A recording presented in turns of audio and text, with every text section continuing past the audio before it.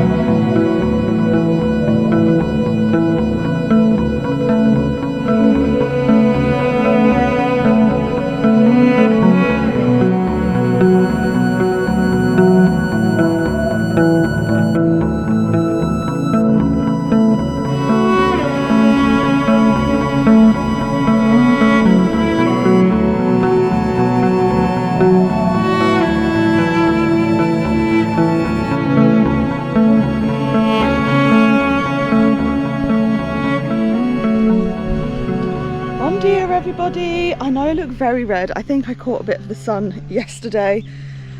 What a change in weather we've had. We've actually got quite a bit growing now in our garden, so I thought whilst Carlos is trimming, I can show you around what's actually growing at the moment. I may have to stop halfway through and continue later because I have to take him into work. But for now, yeah, this may take a while, but I'm going to try and be as quick as possible and efficient. So obviously spring has finally arrived here in central Portugal, which means everything is starting to bloom. I'm going to work my way back towards the garden from the front of the house. Starting off, the figs are starting to show up. We've got the little baby figs just here. It feels very early, but it's very, very warm. We've got this little one over here is, I can't remember what you call them, apricots, like the little peach situation. Some elderflower. Our grapevines are starting to wake up. All of a sudden, very, very quickly, just seeing little pops of life. We've got all of our wildflowers are finally coming up. We try and leave this little section till as late as possible because we get loads of beautiful wildflowers here. Lavender especially grows very lovely here, and it attracts all the bees, but we do have to trim this little area eventually as it needs to meet fire regulations. But for now we're going to leave it until the very last minute.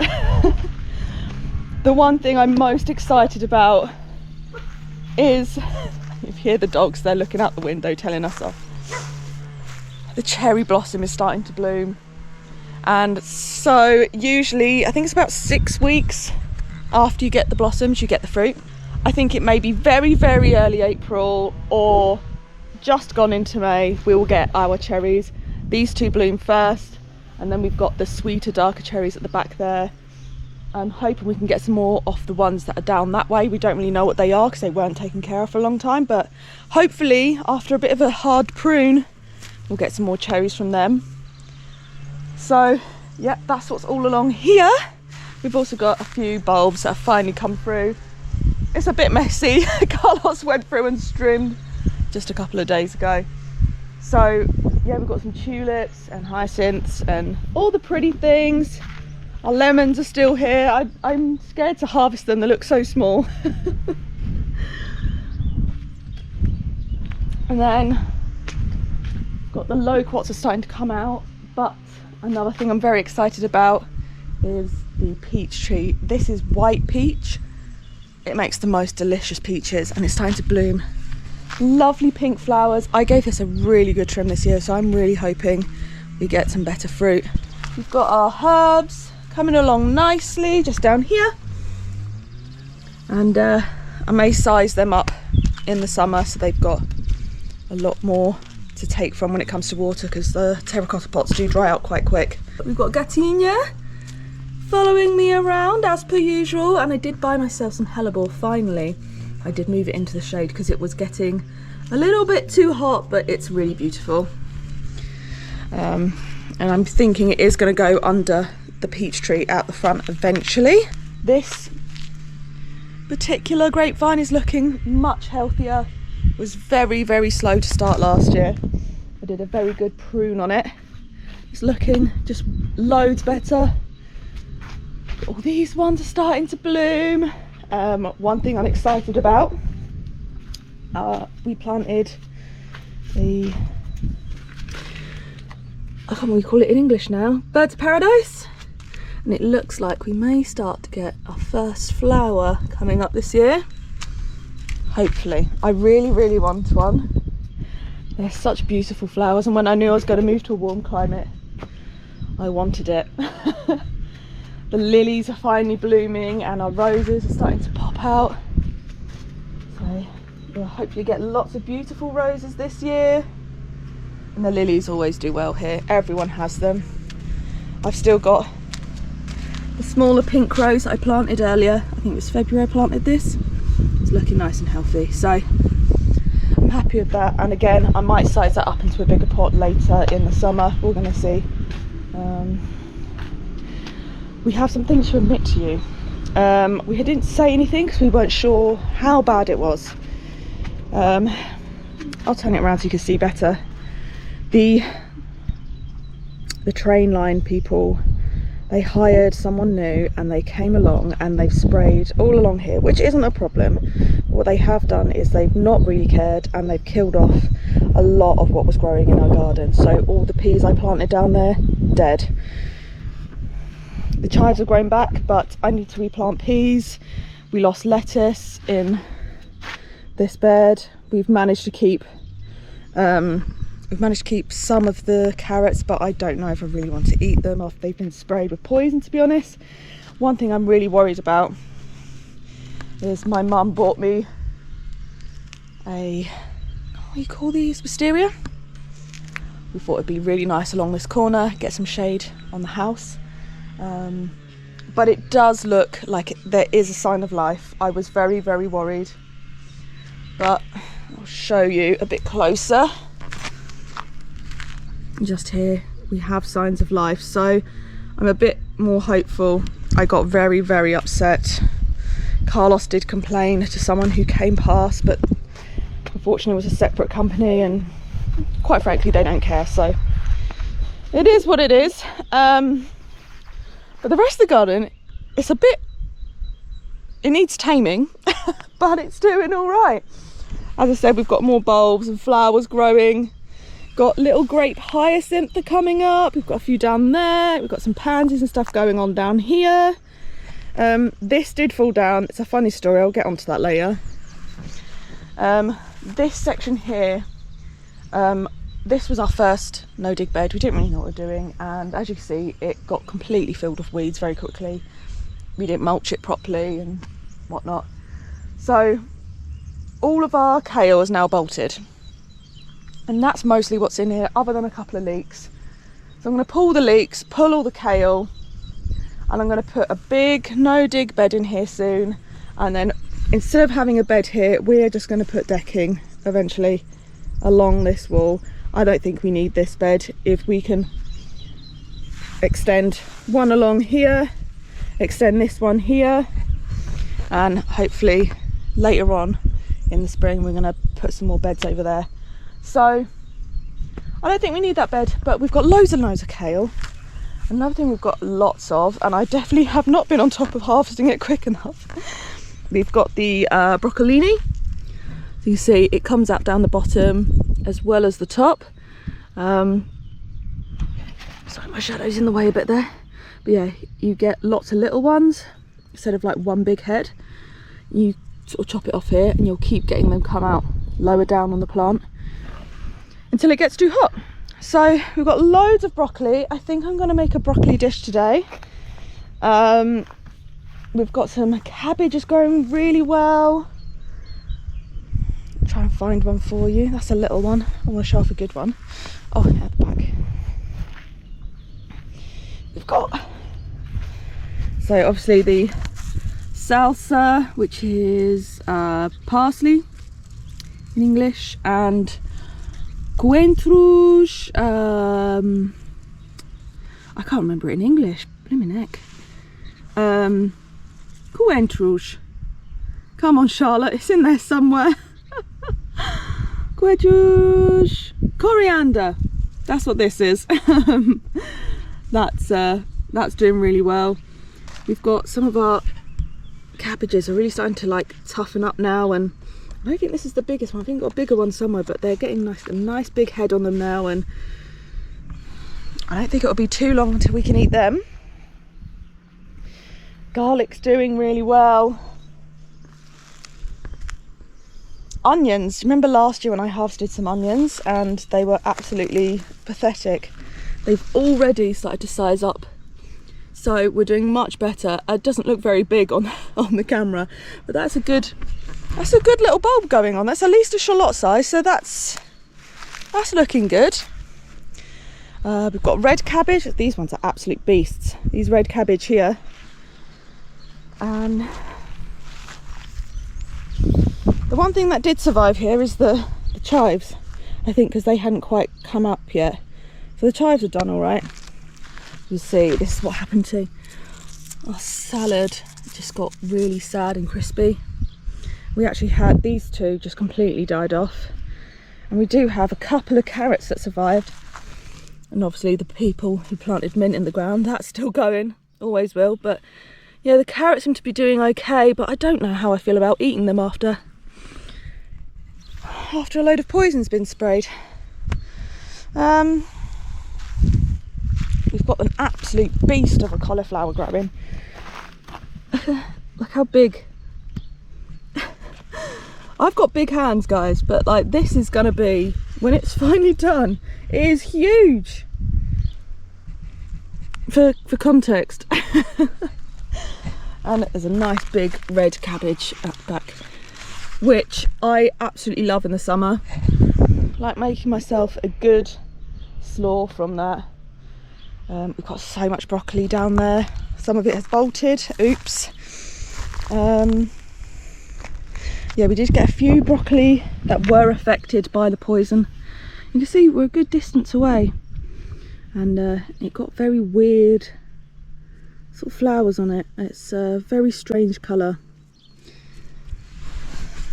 Yeah, bit sad about that, but hey ho, what's done is done. Got another peach tree here. How pretty is that? Plum tree. And yeah, I know it was a bit of a rush through, but there's so much growing now. I just had to kind of run through it. We've still got lots that needs to get put in. We are running behind this year due to not having water for about a month. I didn't want to plant anything until I knew we got water back, and luckily we got it just before it dried up. because I've had to start watering a few things. It is getting warm now. Oh, the story about the gate. The story about what was going to be my sweet pea teepee. I thought it got blown over in the storm. You know, I was really confused. I was like, I was really in there, and you know, there's no plants on it yet. That should have been pulled down. It should have just blown through. And so I went to go and put it back up, and I realised it wasn't the storm. It was Gatinia trying to dive into the string. And she keeps tearing it down. So in the next couple of days, I'm hoping to get some nice big rocks to put around the base as well to help keep it up, and hopefully she won't pull it back down. But yeah, I think that's everything that's growing. Oh, I didn't show you the potatoes. Just started to come out, pop out the ground. But we've got a lot to catch up on. We have so many seeds that should have been done in late February, early March. It's now end of March. As I said, because we didn't have water, that all of that needs to go in, or we won't have a lot of the stuff that we really wanted. So that's going to be my mission today. I've got my beans and my nasturtiums. Any big seeds are already soaking. I've got my pea seeds soaking. Yeah. It's going to be a busy next couple of months in the garden. But I can't wait. I love it. This weather is just glorious. As I said, I've got a bit red. It went from rain for 50 days to bright sunshine and over 20 degrees, so it did that in like a couple of days. It's very weird. Yeah, I think Carlos has stopped streaming. I think it's time to take him in. I'll meet you here once I start planting some seeds. As I said, it's very late, but so don't judge us. We've tried our best. It's just been a month. It's been a month. So yeah, we're about a month behind on our some of our tomatoes, which isn't ideal, but they're pretty heat tolerant tomatoes, so I'm hoping if I plant them in May as opposed to April, they're going to be all right. Here he comes. Yeah. Strimmer man's back. Yeah, back from swimming. Is it time to take you? It's time for work. Oh, look at the blossoms of the cherry trees. I know, it looks so One pretty. of the ones we bought last year, it started to Yeah, bloom. it's actually got the cherry blossoms on them, I know. Amazing. Yeah, I forgot about those. I'll quickly show you those. I think one or two of them may have died. Whoop! Because of the heat. We didn't really know how much water they need. They are really thirsty. But they are signs of life. So that one at the end is doing really well. This one at the front, I think the top may have got too dry. So we need to chop that down, but there are leaves and stuff coming out the bottom. But yeah, that one at the end's doing really well. I think this middle one unfortunately might be a bit dead. We'll try and get some irrigation in this year for them, middle of summer. I think that's everything that's growing. Yeah, the tree pollen's gone mad as well. Every year the pine pollen here in central Portugal is next level. So if I've got a runny nose throughout this video, sorry, it's a lot. My car is literally turning yellow.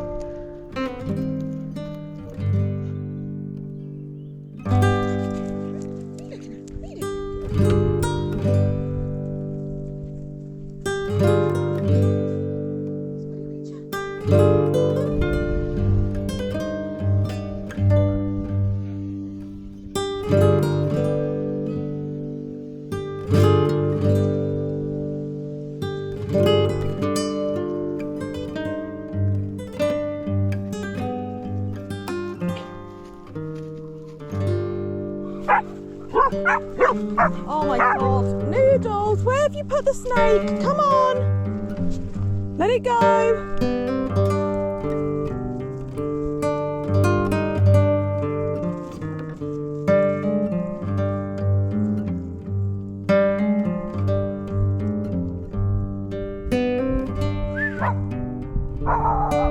Good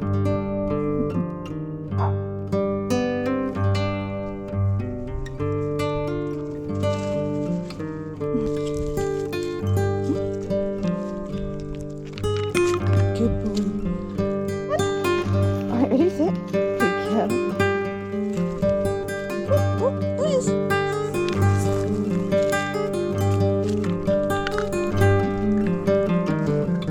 Oh, good boy.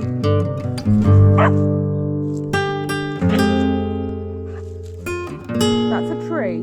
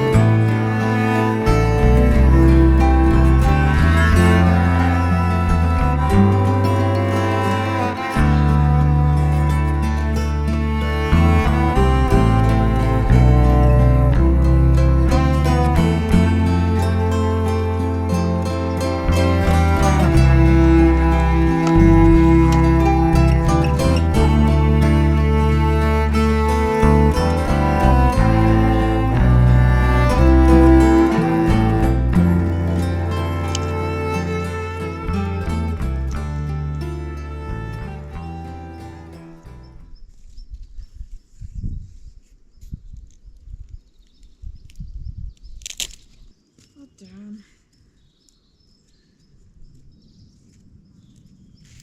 Right, I think it's safe to say we need some rocks.